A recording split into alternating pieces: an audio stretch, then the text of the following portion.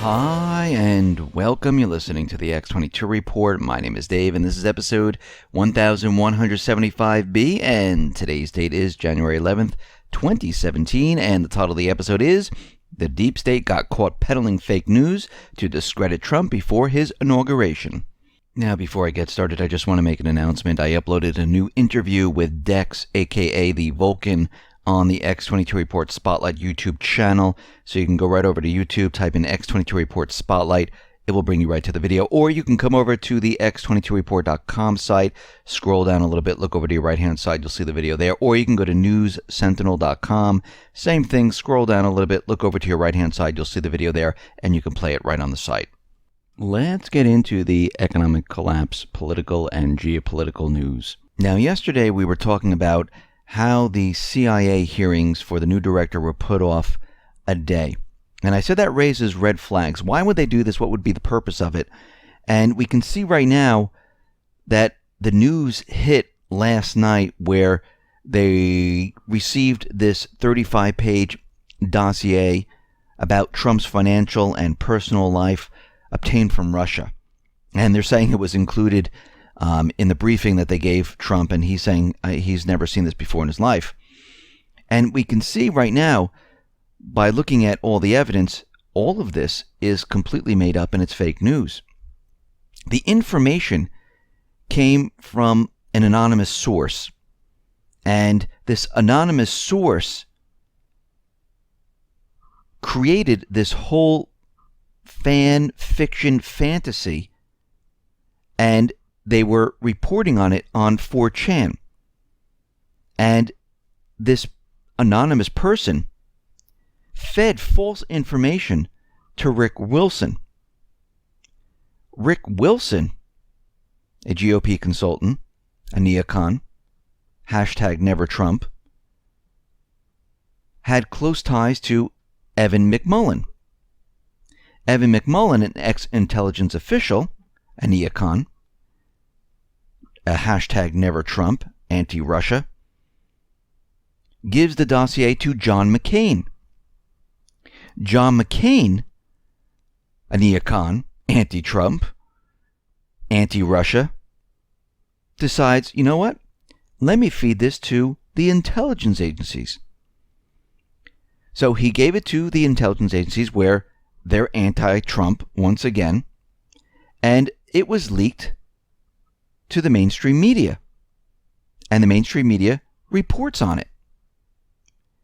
But all of this goes back to the 4chan message boards, and it was completely made up, and it's completely fake.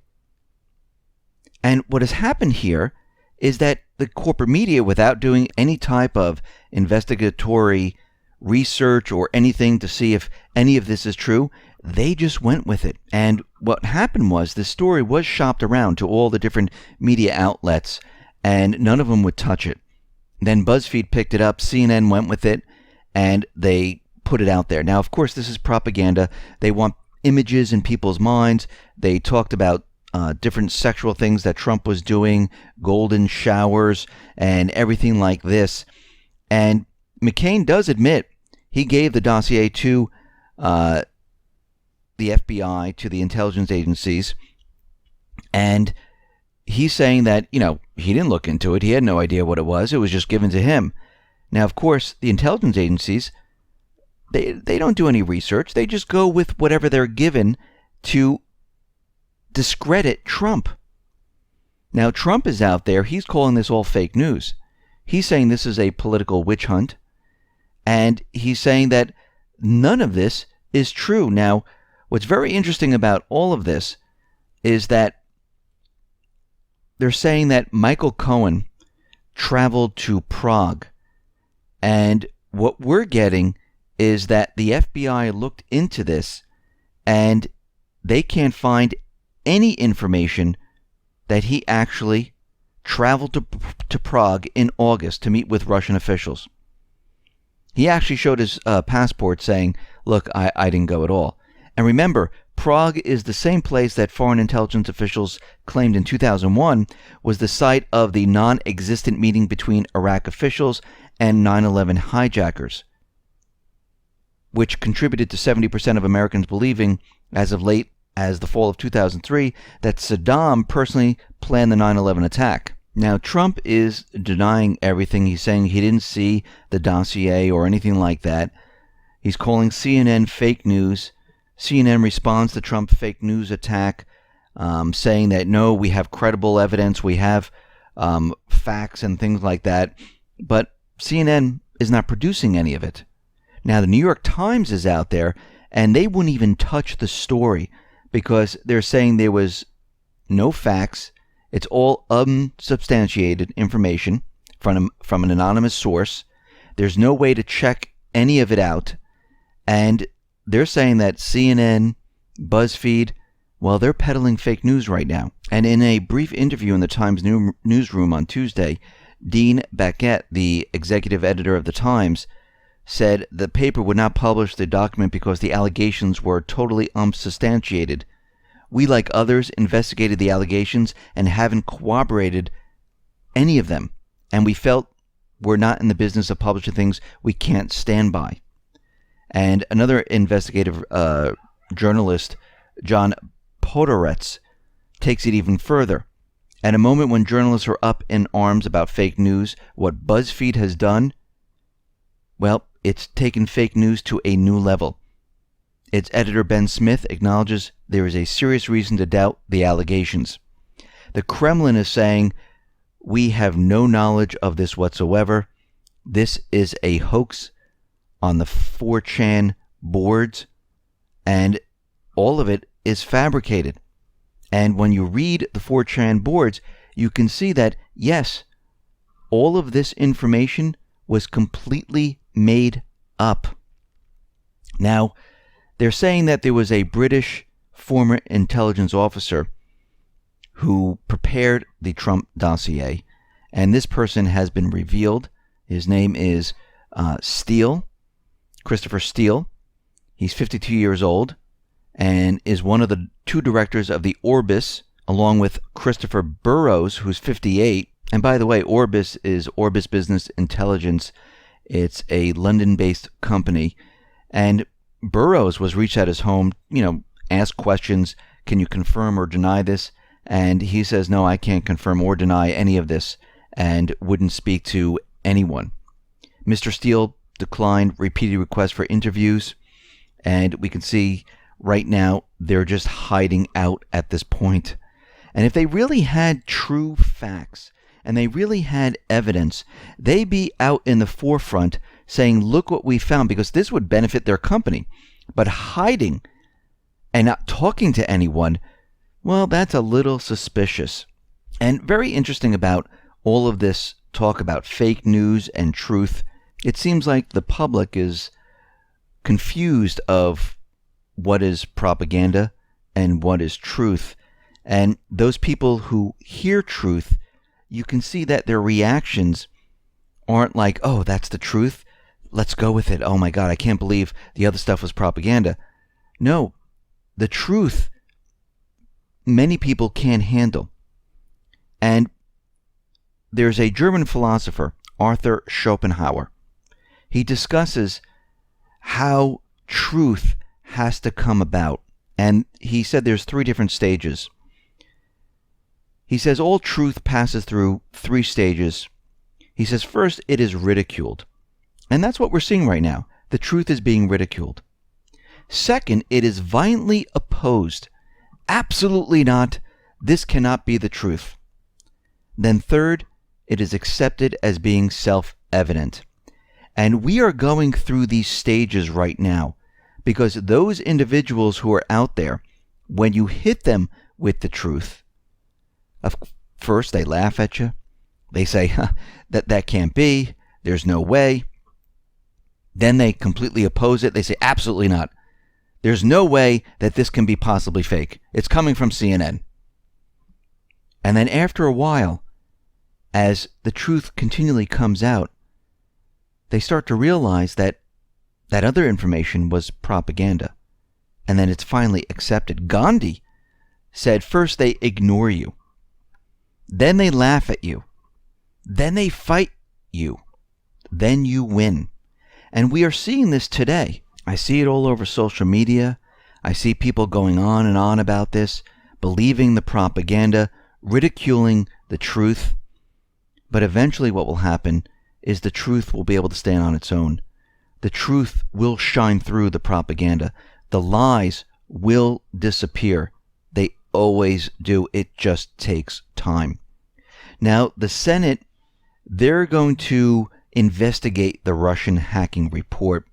The Senate Intelligence Committee, well, they're going to meet and they're going to look at the findings. Now, what are they going to find? I don't know. Most of them do believe that Russia was hacking the election system. But we'll wait and see how this all turns out. Now, we know that Obama created a memorandum. Some people say it's an executive order, but it is a memorandum to let refugees over the border.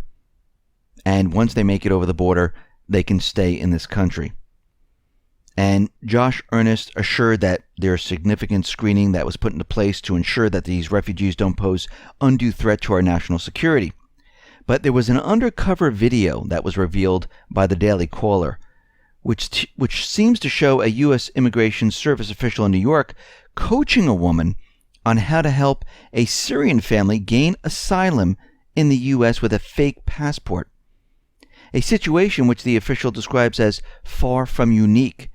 And what we're seeing is that these individuals are coached to let these individuals in. And they show them how to get in. Now, of course, this shows you that they're not really doing any type of vetting. They're not looking at, are these individuals criminals? Are they rapists? Are they terrorists? Are they anything that we don't want in this country? That's the whole point of having borders, is to bring them through the process. Think about it. If there is someone in another country who just committed a crime, maybe killed, let's say, 5 people, and is running from the authorities, hops over the fence, and now is in this country, gets on a bus and is delivered now to one of the cities that Obama delivers the refugees to. That person is now a threat to this country. Because if they just murdered 5 people in their country, most likely they're going to do it in this country. And if they went through the process of being vetted, guess what? They would have never been allowed in this country. And for all those people who don't have this problem, they need to go through the process. It's that simple. This country allows people to come in here and establish a life. But everyone needs to go through a certain process. And it's put there on purpose. Now, out in Afghanistan, we understand that the U.S. is never going to leave Afghanistan. And it looks like right now that the Afghan military still requires years more of U.S. hand-holding. In other words, the promises of a U.S. withdrawal from Afghanistan, promises that form the foundation of political campaign promises for years, well, it's not going to happen. The U.S. is staying in Afghanistan. And the U.S. taxpayer, well, they're going to be paying a lot of money to keep the forces there. General Nicholson revealed that the military assets the U.S. taxpayers have provided Washington's proxy regime in Kabul will eventually be rendered void since most of them depend on Russian parts and maintenance. And guess what? Since the sanctions, they can't get the parts. So that means the U.S. is going to have to bring in supplies. The Mi-17 transport helicopter, the UH-60 Black Hawks, into Afghanistan. And the taxpayer is going to have to flip the bill for this.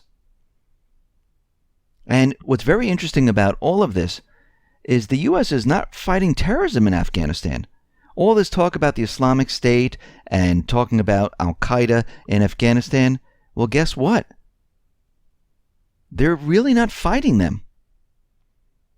And they're trying to make peace with the Taliban, because the U.S. has given its blessing for the Taliban to be brought in from the cold with a critical step towards reconciliation.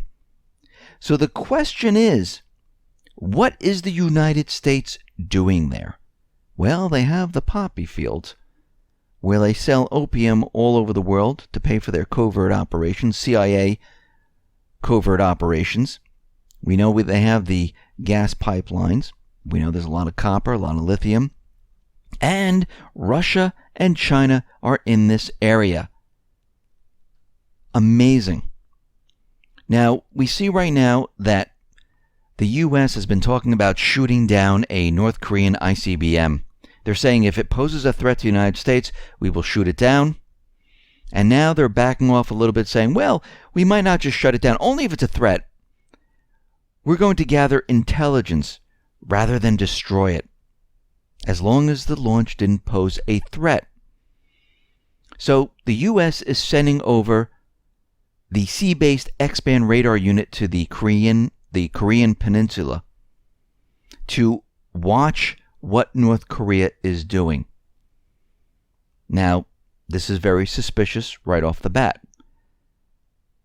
because the radar is going to be stationed around 1,000 miles off the coast of the peninsula, and it looks like this is going to be used to track the missiles, which most likely will be used maybe to shoot it down to see how these missiles perform.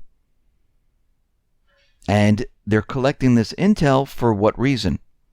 We know the elite want to get into a war, and it looks like they're trying to set something up. Now, Turkey is out there. They're saying they won't be leaving Mosul anytime soon, as long as the operation in Mosul is ongoing.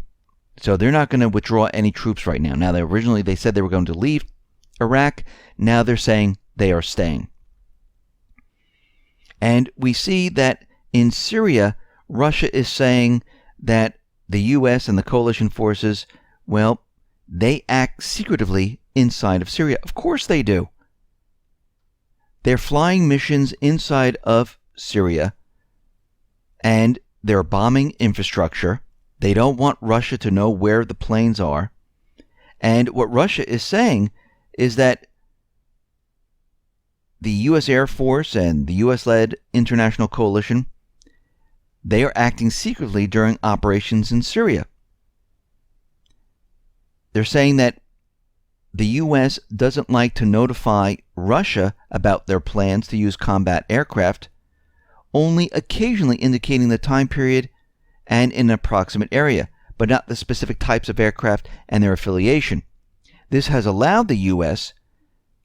to bomb different areas and to hit civilian targets without being detected.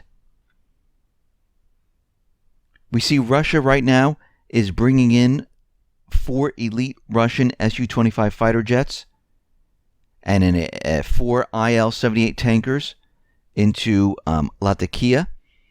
And they're needed there because during bad weather, the Syrian planes can't really perform. So they bring in the Russian Su-25 jets to help out in this situation. And we can see right now that the U.S. is trying, the elites, I should say, the neocons, they're trying to hold on to Syria right now in any way they possibly can. And Trump is now coming into office. And the elite, the neocons, they're trying to stop him at every single turn. They don't want this inauguration to go through. They don't want him entering the White House, which tells us that they are not finished. They're going to push this to the next level. This is just the beginning, because what they want to do is they want to make sure they send a message that Trump needs to do what they want. And what they want is war, because they need to cover up what they've been doing for the last many, many years. And I'm talking about the central banks, the elite, the shadow government. And they're going to try to box Trump into something where he can't get out of it. And this is exactly what they're trying to do. So the first part is trying to discredit him and trying to get him out of office or make people hate him. I mean, whatever they're doing doesn't really seem to be working that well. The next thing is going to be something completely different. It's going to be events. It's going to try to get him into war. It's going to blame the collapse on him. And they're going to push their agenda as hard as they possibly can. Listen, everyone, thanks a lot for listening. Be well, be safe, and especially be prepared. Thanks a lot.